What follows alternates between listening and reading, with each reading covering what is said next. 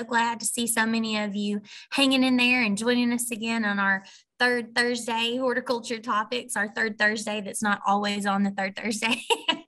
We had to move some things around, but really appreciate you all joining us today. And, this month, it was the Sustainable Landscape Work Group's turn once again to kind of take the reins for the programming for this session. And if you'll recall, I guess the month before last, we had kind of introduced the idea of the Tennessee Smart Yards and tried to get you all familiar with the introduction of that, or the reintroduction of that program. And then also we did a home tour, and that was really cool. Taylor Reeder, she took us on a tour of one of her residents there in Williamson County, and they just showed us how they had implemented some of the practices when that resident had actually gone through the Tennessee Smart Yards program. So we thought for this month we would kind of try to bundle things up and call this presentation Bringing It Home. So our main objective today is going to be to show you all some ways to really bring these principles into action in your own landscapes. We're going to start off with a presentation by Dr. Andrea Ludwig, and then we're going to kind of wrap things up at the end with a live tour of the annual trials here at the West Tennessee Research and Education Center. So again, thanks for being here. And so I'll hand it over to Andrea.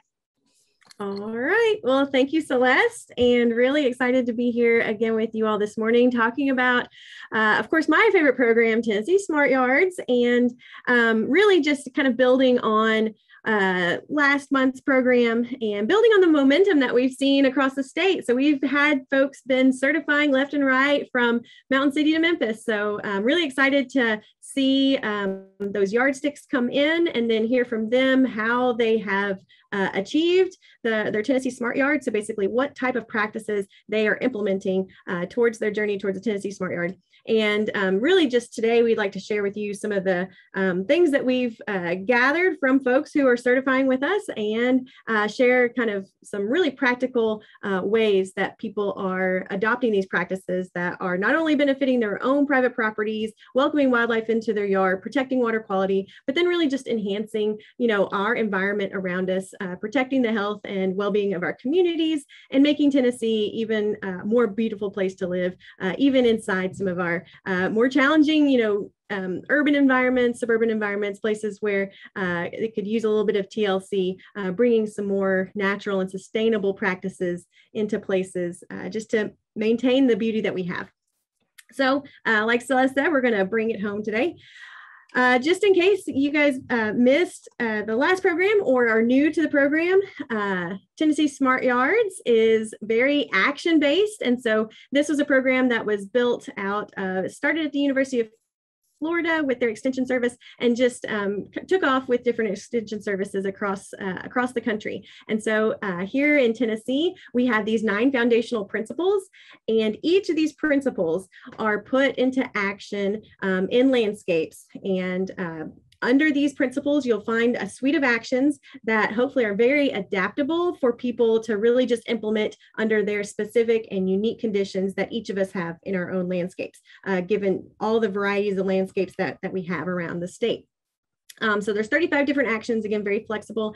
And within those actions, as you choose how to adopt those actions in your landscape, you accumulate inches. And so for each of those actions, you'll get anywhere from 2 to 3 inches per action that you adopt in your landscape. And so there's about 74 inches total out there among the 9 principles. And so again, everybody's going to have their own unique conditions and their own unique objectives for their landscape. So not everybody's smart yard is going to look the same, of course. And so again, very flexible program. And so out of those possible 74 inches, you only need 36 inches to make your Tennessee Smart Yard. So, and don't worry, on our website, we have a new web platform that we have our team of experts from University of Tennessee Extension presenting informational videos all about how to implement these practices, why they're important, and what they could look like in your landscape on a practical level. So again, you can do this program from the comfort and safety of your own home and at your own pace and learn from our team right there from your very own landscape. Andrea, reducing stormwater and pollutants never looked so good. Well, thank you. Oh, and I meant to notice, I meant to point out that you can tell here Celeste is pulled double duty, and she's got 2 principles that she covers for us on the website. So to dive into these principles and share with you guys, what certifiers are doing their landscape. Of course, so when people certify their landscape, they get online and they fill out their yardstick and tell us what practices they've adopted. And so I'm going to share with you all under each principle kind of like what the most popular actions have been. So under right plant, right place, of course, this one's pretty easy. You get inches for even just determining what your landscape objective is.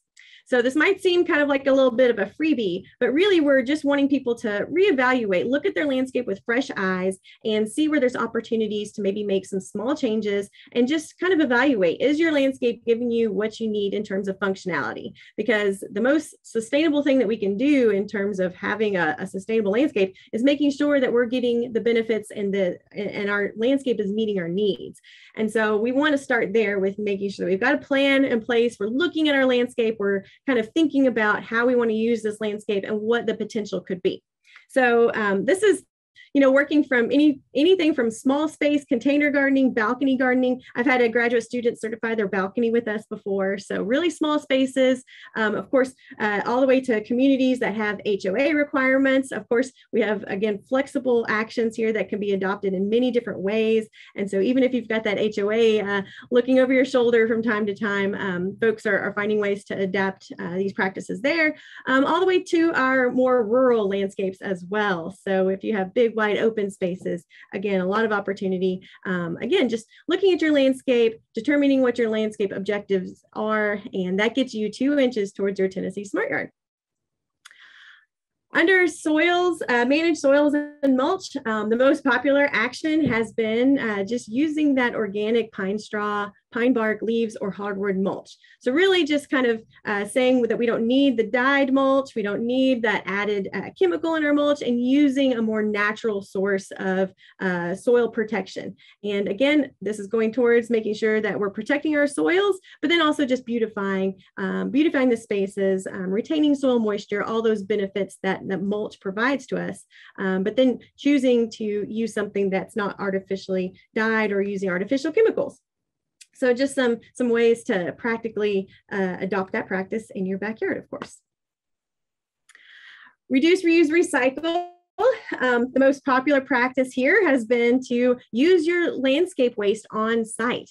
So this could be anything from your trimmings of your trees to, again, using those leaves as a soil cover or as a natural mulch, all sorts of different ways to do that. Some of the more creative things that I've seen recently, this is from a master gardener down in Hamilton County, using a tree that had to be removed, using those logs. I believe this is actually from a neighbor's yard, is from her blog, using that to edge her garden bed, all the way to a more rural community example. A lot of us are having to deal with steep slopes across our landscapes in Tennessee. So using our landscape waste to prevent erosion and cover some of those more susceptible steep slope areas. And if we take cuttings from plants, woody species that might actually root into soggy soils anyways, this might be a way to actually revegetate on a budget with that slope. I love, Andrea, how we can use our leaves to satisfy, so far, 2 of the separate principles. So this would go a long way to making me feel not so bad about being a lazy gardener, right? You can leave the leaves as mulch, or you can leaf blow them into your flower bed for mulch. So I'm totally loving that. And you're totally picking up on a trend that I've seen also. Many of these things, you kind of get to double dip on them, because if you're choosing right plant for the right place, oftentimes you're also watering efficiently because you don't have to water as much because you've chosen these adapted plants that don't need a lot of extra irrigation. You might be fertilizing appropriately because they don't need all these added fertilizers, but then also you might be supporting pollinators, and they might be in your rain garden. So lots of double dipping options can happen here as well. It's a domino effect. And so you institute one and it naturally applies to several others. It's pretty cool. Absolutely. Absolutely. Water efficiently. The most adopted practice is using a rain gauge to monitor plant water needs. So using a rain gauge, pretty easy concept here. This was our rain gauge that we used to give out to program participants way back when, the early adopters. Some of you guys might have one of these in your landscape. This is our newest version. So when we get back to face-to-face programs and regular workshops, these will be available to some counties out there. And then just this past week, one of our more recent home certifiers in the Knoxville area showed everyone on Facebook how she was using her Tennessee Smart Yard rain gauge to make sure to measure how much rain we got here in the Knoxville area over the past couple of days. So like many of you guys, we saw between 2 or 3 inches, depending upon where you are. And I think some people even got up to closer to 4 inches over the weekend. So pretty crazy. So using a rain gauge, and then also, so this just, helps us be more informed about, some of those sporadic rain events that, happen, in very small areas of these microclimates that we see across our communities. So you can't really just rely on, what's being reported at the airport or a local rain gauge, but a weather station. But it also then it tells us, well, if I know my plants only need about 1 inch a week, this can help me reduce the amount of water and irrigation that I feel like I need to put on my landscape, because I've measured this and it's informing that decision. Fertilizing appropriately, another principle. The most adopted principle so far has been to fertilize as recommended by a soil test, and definitely not in wet weather. So making sure we're doing it the right way, but then also at the right time. So of course, many of you guys are probably familiar. You can get your soil test box from us and send it into our soil testing lab, and visit our soil plant and pest center there in Nashville for all the details on how to take a soil sample correctly, and then all the different options that you have once you submit that to the lab.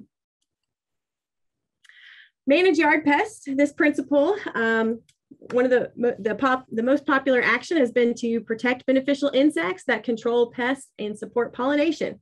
So of course, that can be from anything from, planting plants that are going to support those pollinators, bring them into your landscape, and then also just protecting those predator insects in your landscape, giving them a place to be, using less chemicals when possible, for sure, to make sure that they can live a good life in your landscape. And then also those insects are going to, of course, support the greater food web. So making sure we've got insects in our landscapes is going to go a long way towards another principle that we're going to get to, is supporting wildlife, but making sure that there's food to support that base of the food web. So insects, of course, means you'll bring in a lot of birds as well. My favorite, of course, reducing stormwater and pollutants. The most adopted practice, widely adopted practice so far, has been just basically practice good housekeeping. And this means just knowing, just making sure that you're not contributing anything into the storm drain other than stormwater runoff. And so it's a pretty simple way to just protect our water quality, and making sure that you haven't accidentally spilled any chemicals or have any loose dirt really proximate or in the flow paths of water from your property, and just trying to keep your dirt and your things on your property. And that's going to go a long way towards, again, protecting our water quality. And this is just a practical way to practice good housekeeping. And then this is where the real fun starts. So providing for wildlife. Many folks are incorporating plants that support the habitat needs of desirable wildlife. So of course, this, getting back to pollinators, anything you would like to see in your landscape, doing a little bit of research and seeing what kind of plants might support them, bringing them, attracting them into your landscape. So whether that's pollinators, bees, butterflies, of course. Some folks are really, of course, wanting to invite birds into their landscape. So here's a nice healthy elderberry that these mockingbirds were really chowing down on in these pictures. And of course, my favorite has to do with water, but watchable wildlife. So I'm really into amphibians. So I love seeing, planting water's edge to make sure that there's habitat for amphibians like this frog in the landscape.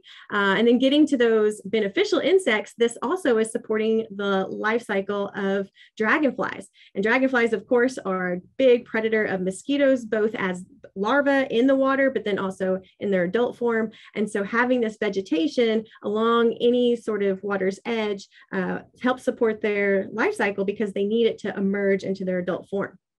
So all sorts of fun for folks providing for wildlife, thinking about what kind of wildlife you want to invite into your landscape, and then making sure you've got plants that support that habitat. And then finally, protecting water's edge. So of course, we're not all living on water's edge. And so this one is a little bit more unique, but of course can be really impactful for those of us who have water's edge properties. And so we're seeing folks maintaining a mix of native trees, shrubs, grasses, and wildflowers along that water's edge. And so basically maintaining a robust, healthy, vegetated buffer. And so, of course, this is going to help prevent all sorts of pollution. So keeping the stream banks in place, holding it tight, preventing all that soil erosion, but then also filtering out any runoff that's flowing through it.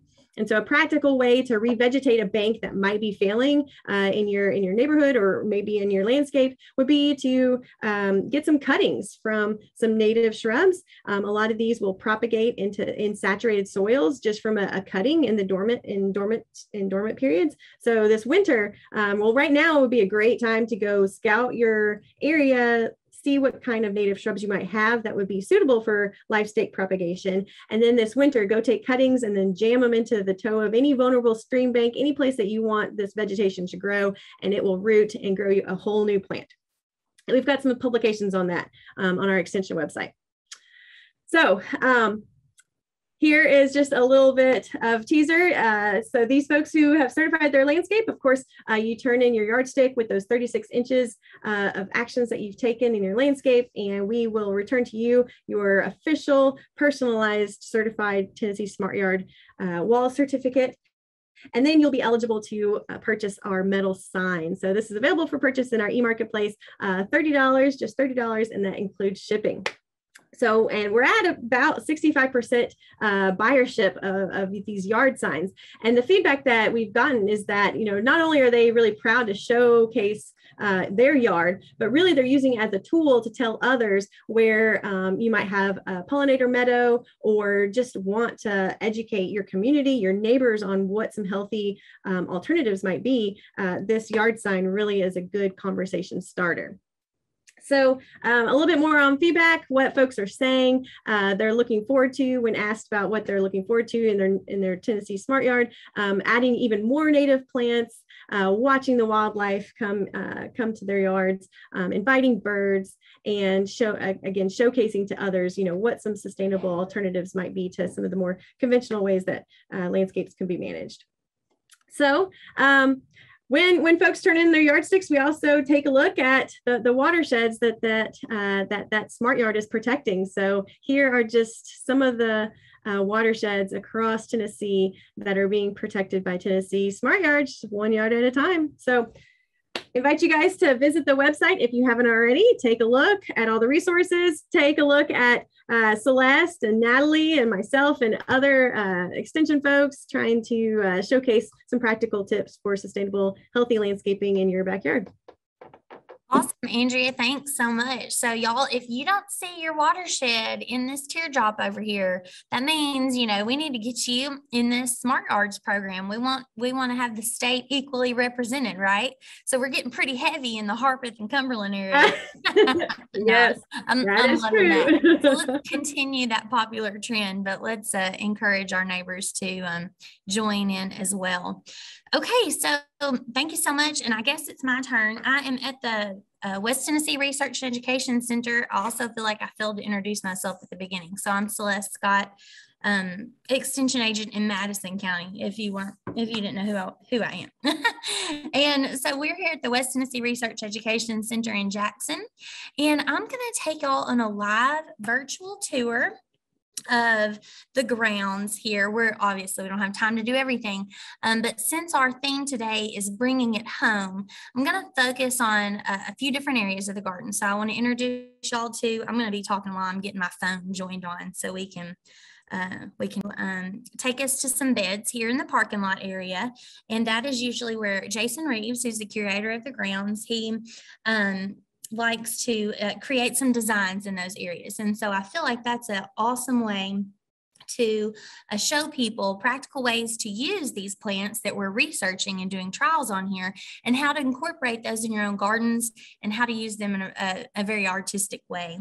So we are out here. Told you our first stop wasn't very far away. Let me change my view around. Okay, so what we're looking at here, this is the front of the, well, I'll say the front. This is the main entrance of the West Tennessee Research and Education Center. And I'm gonna try to move, oh, there's a truck going by, it's loud. I'm gonna try to move very slowly because I know on Zoom, sometimes the pictures can get grainy if the videographer moves too fast. So as I'm introducing plants, I will try to go more slowly. But this planted area that we're looking at, Jason is calling it his cottage garden for the year. And so he just wanted to show folks who, you know, sometimes when we're looking at planned annual color, it feels very structured and very planned, which is good in some aspects, but it depends on what your aesthetic is. And so he wanted to do this just to show folks who lean more towards that wild and unruly, natural, more cottage garden style look, that you can achieve that even with annual color. And I think he's done an awesome job with that. So I'll just introduce a few of our favorites that I don't think are out at the berms. This is an Alternantherea purple prince. So that, I use this a lot in containers, and I really don't think that I would have ever considered using this in a ground bed. And so I just wanted to show you a few different ways that we could use that. What's something else? Oh, this plant, this is so fun. Everyone has loved this plant this year. This is common name toothache plant. I'm going to show you the plant tag label. So this is by Pan American Seed. And, you know, it's said that if you pull off this gumdropped flower head here, you can chew on that and it should soothe the toothache. I don't think I'm going to try it. I'm pretty sure Jason has tried it. He said it's pretty bitter. But even if we're not using it for those practical uses, look how gorgeous it is in a landscape bed here for some color. And, you know, I've never used this plant, but I could imagine that it would be beautiful in a container as well. You can see it's got a little bit of a trailing habit. It's kind of trailing down here, down the sides of those wine bottles that we're using as edging for this bed. Okay. What else do we have? Okay. So this right here, this is so cute. This is a Gomphrena. This is called Truffula Pink. So some of you might be confused, might be saying, well, I've got something that looks like that, but it's bigger. And you'd be right. That'd be called Fireworks. That's a taller seed grown variety. And this particular one is vegetative. So it doesn't reseed itself like Fireworks does. It's much more compact, has more flower heads per plant. But to get this beautiful display that we're looking at, this is not one single plant. I think this is probably 3 or 4 plants grouped together. So just know, to get that really beautiful impact, you're going to need more than one. So really pretty. We'll see this out at the berms here in a minute. This white salvia, this is a Farinaceae hybrid, so you can tell it's got a little bit of fuzziness to the blooms there, but the foliage is not. And this is called White Flame. And we've kind of been raving about it for the past 2 years because the blooms are nonstop. You know, a lot of our salvias kind of, they have surges of blooms. So you may go a few weeks without much color there, but the White Flame seems to bloom pretty continuously throughout the year. You can see how we've mixed in some coleus there just to provide some contrast. This is a Kufia. I can't remember exactly which cultivar Kufia this is. And we'll make our way around. Oh, warrior onion. So I've never used warrior onion in a landscape bed. I've used it in a pot to provide some vertical upright interest, but look how beautiful those are, just popping up throughout the foliage here and there. So pretty. Okay. Okay, Celeste, there's a good question here that's asking about some of the deadheading in those beds. I know we have a lot more self-cleaning, so to speak, but if you want to toss in any information there. Yes, good point. So these beds are not deadheaded. They are planted and then they are forgotten about, except for occasional water. This particular bed doesn't have irrigation to it because it's enclosed by sidewalks all the way around. But yeah, no deadheading. We haven't even had to come out and pinch back these coleus. The ones that he put in here, you know, a lot of our newer coleus are bred to actually not produce many flowers at all. And so that naturally helps them to be a more compact plant.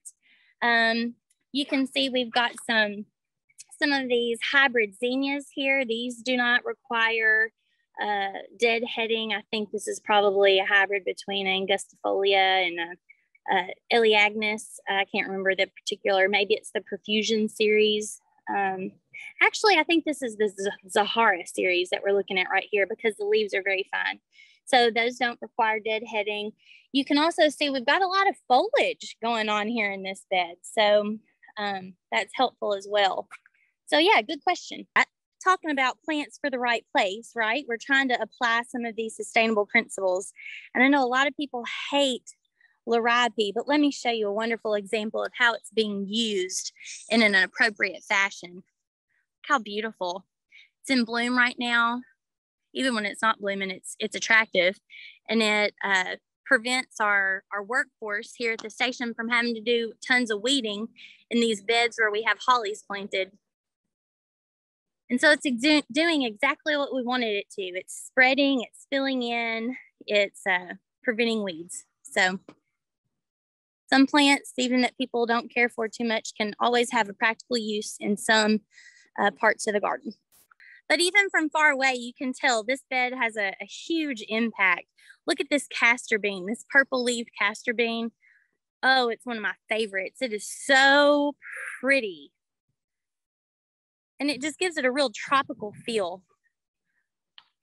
Look at this coleus up against that dark leaf. I love that. Now, what we're looking at here in the front, this is a series of vinca from Suntory, and it is called the Soiree Double Series. And what we've done here is just mixed all the colors in this series together. There's a light purple, a pink, one they call white, but it's really more of like a apple blossom, like a very, very pale pink. But look how pretty. That's a double vinca bloom. And they love it out here in this hot, hot, dry bed. That's been in the trials for a few years. Rudbeckia hirta, Indian summer, super, super pretty. You can always rely on it. Technically, it's an annual. I mean, occasionally in West Tennessee, we may have some that come back from the root, but it just reseeds itself and is a gorgeous, gorgeous addition. Now, if you allow them to reseed themselves for too many years in a row, they get a little ratty. The blooms just aren't as perfect as they would be from a fresh seed. Oh, look, and we've got some caterpillar feeding going on here as well. I don't know about y'all, but we've been having a second flush of armyworms. This is not an armyworm, but just thought I'd throw that in there. So make sure to check your yards. They love eating on Bermuda. Oh my goodness, I forgot about these. Look how beautiful. So this is the first year that we've tried this new zinnia out. I think it's called Orange and Red. Let me look. Oh, Red and Yellow bicolor. It's the Profusion series. So that is a hybrid between your Zinnia elegans and your Zinnia angustifolia. And look how beautiful. As the blooms age, they change colors. So a fresh bloom has this really bright orange, red center. Actually, the center isn't a true red. That's more of a hot pink color, believe it or not. I'm not sure if that's coming through on the video. And then as the blooms age, they fade a bit, but it's beautiful the way that the colors complement one another. And so I just love looking at it from a distance and seeing all those colors of the different age blooms intermix. And this particular one does not require deadheading either. If you were concerned about that, let's pull these back a little. So here is an old spent bloom. The way that these have been bred to grow, the new growth just blooms on top of the old growth. So you don't have to deadhead anything.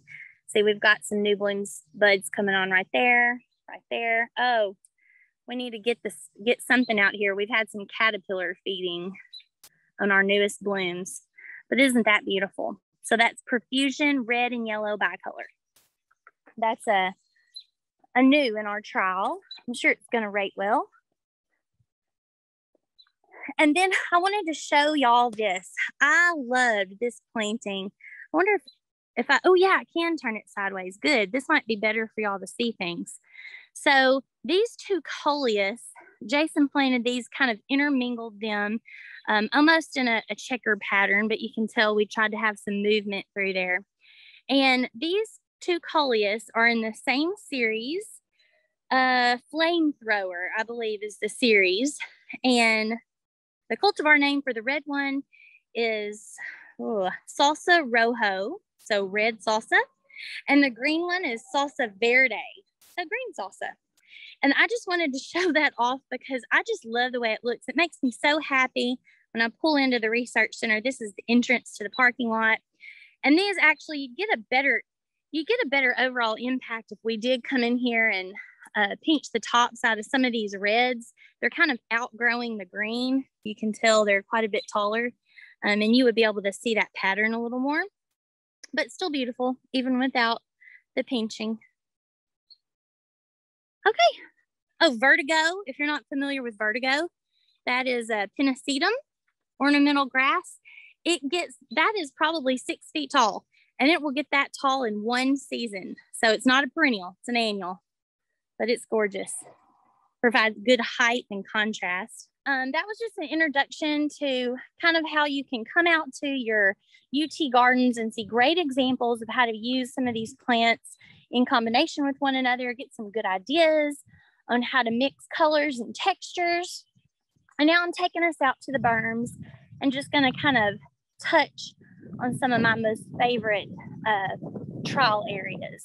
They were asking about the full sun location, which is another great thing about those coleus. And those were right in that front bed where we were looking at.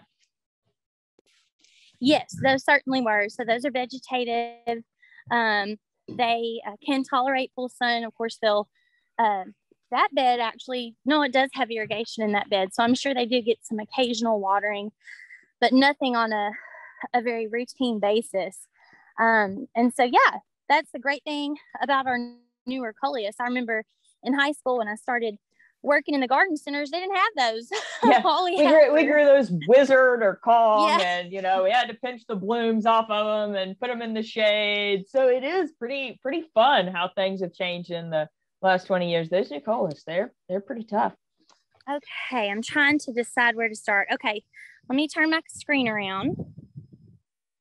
Okay, so this circle bed here, in past years, we've had this be our pollinator bed. So we would plant tons and tons of different types of milkweeds and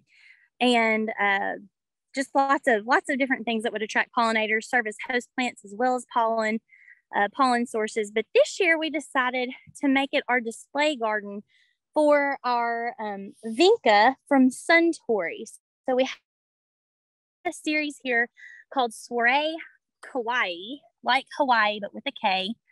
Soiree Kawaii, and it comes in a variety of different colors.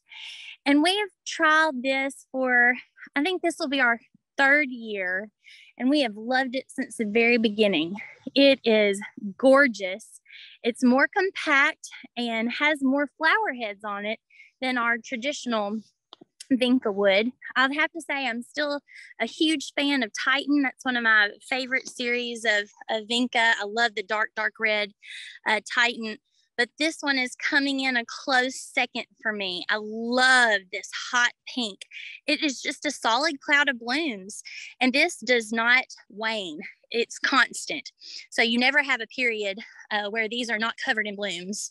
This one here is red shades, Soiree Kawaii red shades.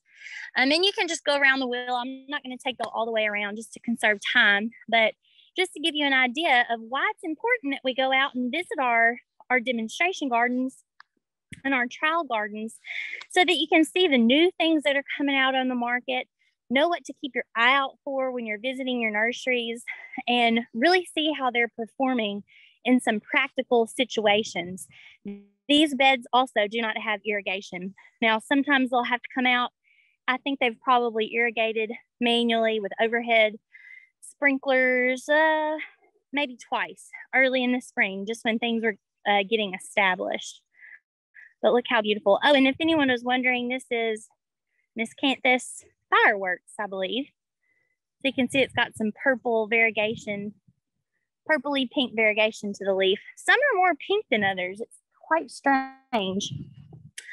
Okay, this is just an overview. This looks horrible, but this was our trial for our for our seed-grown petunias.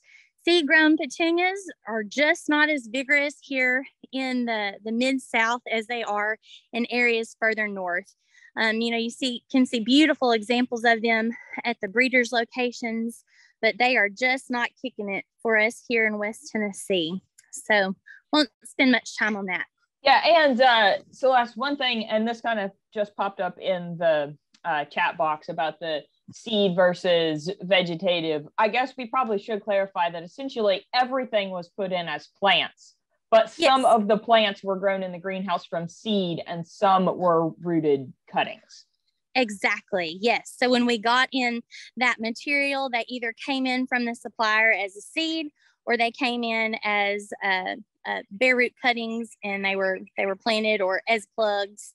And we grew them out in the greenhouse before they were installed in the gardens. I'm sure some of you are familiar with Scaevola. I said it wrong for years. I like to enunciate every single letter. I was calling it Scaviola, but it's Scaevola. And, the original cultivars of Scaevola were trailing. You would find them in hanging baskets mixed with like bacopas and petunias and things like that. But we've got some newer, more compact varieties that could be used as ground covers. These haven't thrived in this area. You can see we had a little death here and there, but if all these had survived, I think it would have been a beautiful mat. So we're going to continue to trial those and grow them for a few more years. Tons and tons of different examples of series of coleus. So not only do we have that Flamethrower series, but I think we've got at least 4 other full series. So you can come out and take a look at those if you're in the area. Have to brag on our salvias for a moment. I'm kind of sad to show you this, but this is one of my favorite salvias. Actually, well, this might be a better look. Oh, it's not in full bloom right now. As I told you, a lot of these salvias kind of come and go in and out.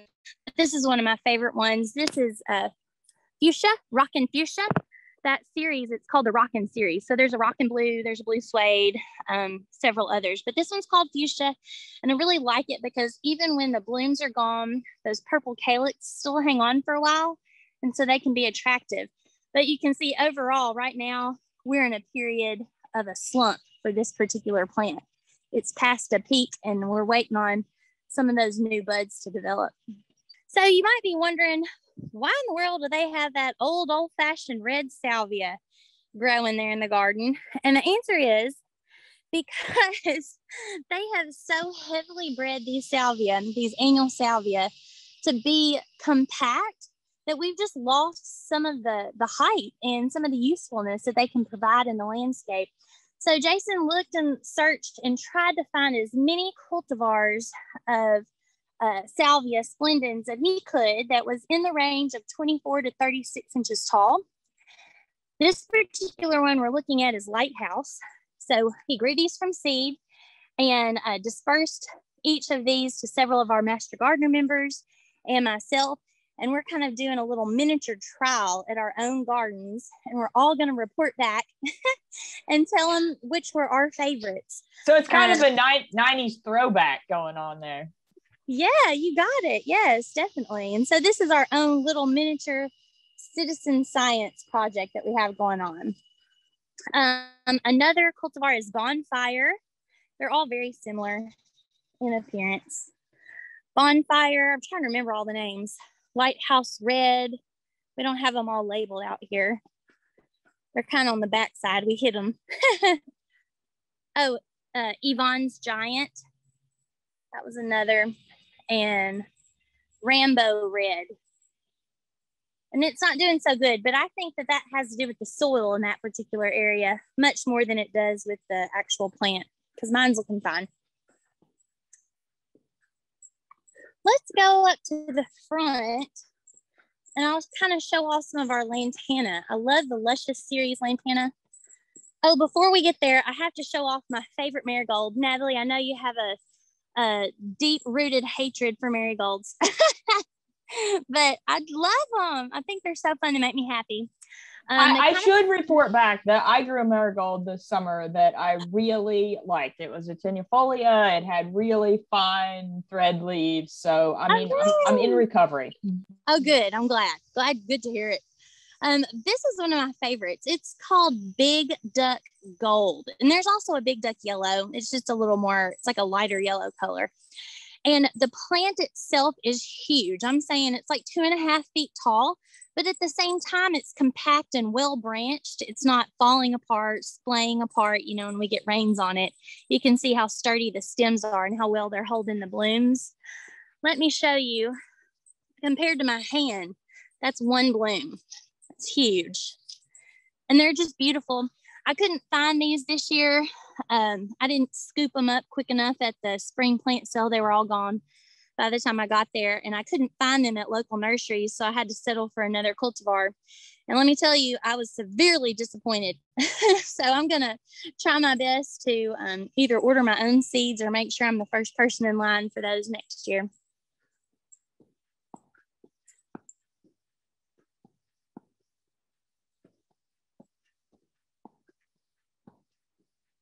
Okay, now we're getting over here to our kind of planting area of lantanas.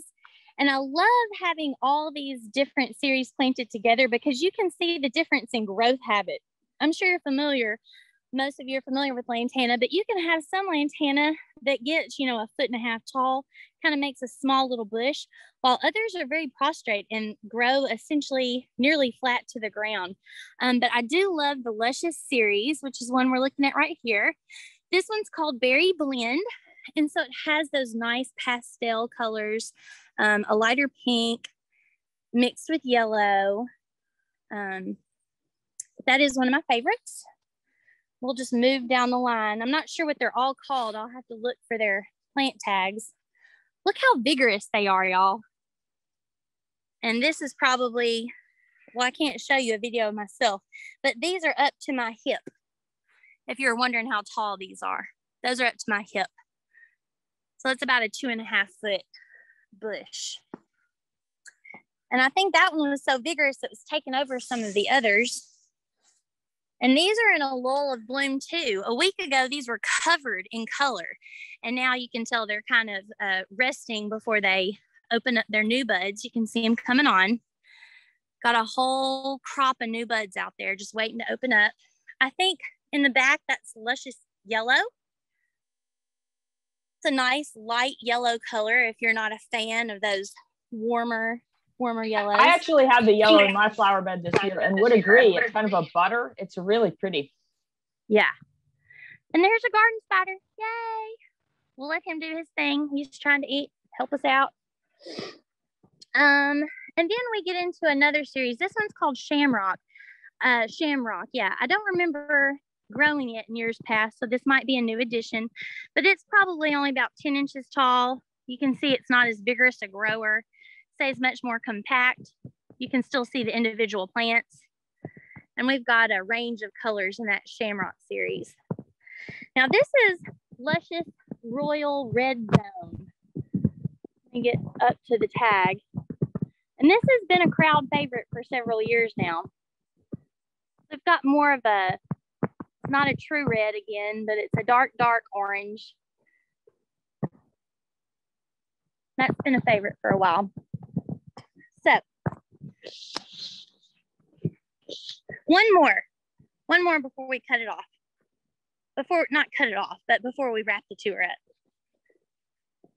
So, this is one of our favorites. We started growing this the year before last. Obviously, it's a sunflower. This is called Syncredible, and it is also vegetatively grown. So this isn't something you could order a seed packet of and grow yourself, but it is heavily branched. It's reblooming, does not require deadheading, and it never stops. Once it starts blooming, it is off to the races. So this one is Syncredible Yellow, and we weren't able to actually get enough of this material to sell at our spring plant sale because of the freezes that they had in South America earlier this year. It just messed up a lot of the vegetative material that we would normally be getting from those areas. But we were able to get some material to get these started. This is another in the Syncredible series, but it's called Saturn. And it's called Saturn because Saturn has a ring around it. I'm pretty sure there's a song that goes like that. And you can tell we've got that nice orange ring around that bloom. It has a nearly identical growth habit, also blooms nonstop. And you can see how beautiful they are in a bed. Look how pretty. Great for cut flowers. It could be a little more difficult to use in arrangements because it is branched. So, you know, if you come in here and cut this down here, you're going to get several branches up here, and you may have several that are already spent. So if you're going to use them for cut flowers, you would have to use them when your earliest buds are beginning to develop and just have the rest of those closed up. So you're sacrificing a few blooms to use it as a cut flower, but it's not going to hurt it. They're going to pop right back from that. All right, so we got a couple of minutes here. I think we'll discuss a couple of questions. Actually, we have a couple that are really good kind of conversational topics. And one of them was about many of the beds that you've shown today, and kind of the question about what was native and what was not. And so we can kind of say that when we're talking about annuals, many of these are native to South America. Do you want to toss in any opinions there, Celeste? Yeah, so I don't think anything that I showed you today would be considered native. You know, we are focusing on seasonal annual color, you know, when we're dealing with annuals. So as Natalie said, a lot of them may be native to South America, the warmer regions. But here, you know, in those places, they actually might not even be considered annuals. They may be perennials in those parts of the world. But, you know, our weather makes them an annual. So, yes, I don't think any of those were native. Even the salvias that I showed you, Salvia splendens, I don't think is a native. I don't think so. Species of salvia. So, good question. Yeah. And when we start to talk about natives and pollinator support and things like that, we get into a lot of perennial species. Obviously, now just because they're non-native doesn't mean they can't provide good nectar sources for, you know, some of our pollinators. So that kind of cuts both ways. Another question, I know we have Lee on here and we've got Celeste. Where can we find these plants? Which is, of course, always the million-dollar question. And I think it varies a lot, you know, like many of the colas that Celeste was showing you. I mean, I see in garden centers, like I haven't seen soiree. I don't know if you guys want to comment on what you think are some of the most common ones to find in garden centers. Yeah, so I don't think that soiree wouldn't be something that would be widely found at garden centers yet. But let me tell you, the best way to get some newer products in your local nurseries is to ask them, okay? Then I wouldn't go ask your people who are running your, box store garden centers, but go to your local nurseries, tell them you saw XYZ at the display garden, at the UT garden in a demonstration trial. You could show them the trial information, how well it's performed in that area, and just ask them if they would order that and carry it. So they're supplying things. Your local garden centers are trying to provide plants that they know people are going to buy, right? So there needs to be a demand for it. And so if you create a demand, you'll be more likely to get some of these newer plant products in the market in your area. Does that make sense? Yeah. And I mean, I know many of the new lantanas we're starting to see. I mean, I know I've seen purple prints. I'm trying to think of vertigo, like a lot of the ornamental grasses you're seeing a lot more often. So yeah, we're having an impact. Yeah, the Suncredibles, you can easily, find those. You may not have been able to find them this year because I'm sure a lot of people had the same issue that we did, where the material that was supposed to come here to be grown for sale this year was impacted by that freeze. So, but yeah, those Suncredible series have been on the market. I know for 3 years anyway. There are some other things. Obviously, there was tons of things I didn't get to highlight today. Our powdery mildew resistant series of impatiens, not powdery, downy mildew. Lots of different series of Zinnia elegans that is more compact, and like the Holy series, HOLI. They're so beautiful. Huge flowers on a really tight plant. It's a lot of things that we didn't get to highlight that are available right now in the market. So yeah, I see profusion a lot. I think it's a zinnia that's really gotten out there. All right, well, this has been really fun. I don't know if you want to share any October activities going on at yes, thank you so much for reminding me about that. So if you would like to go on a little road trip, if you're not from West Tennessee, come on down to Jackson in October. We're going to be hosting our fall plant sale and lecture series. That begins on October 7th. That's a Thursday. The sale will begin earlier in the day. The way that day usually plans out is we have a speaker, then when the sale starts, and then we have that same speaker in the evening, but they generally cover a different topic, right? So if you wanted to make a whole day out of it, you could do education, shopping, education again. And so we're looking forward to having a lot of fun with that. I wish that I could remember the name of our speaker at the moment. She is coming in from out of state and is a pretty renowned garden writer, but I cannot pull her name from my memory at the moment. But we would love to have you out here. The plant sale is actually going to be stretched throughout the weekend because we're coupling that event with another event that's happening here locally. It's the bicentennial of Madison County becoming part of Tennessee, or the Western region, really, from the Tennessee all the way to Mississippi, kind of joining the state of Tennessee.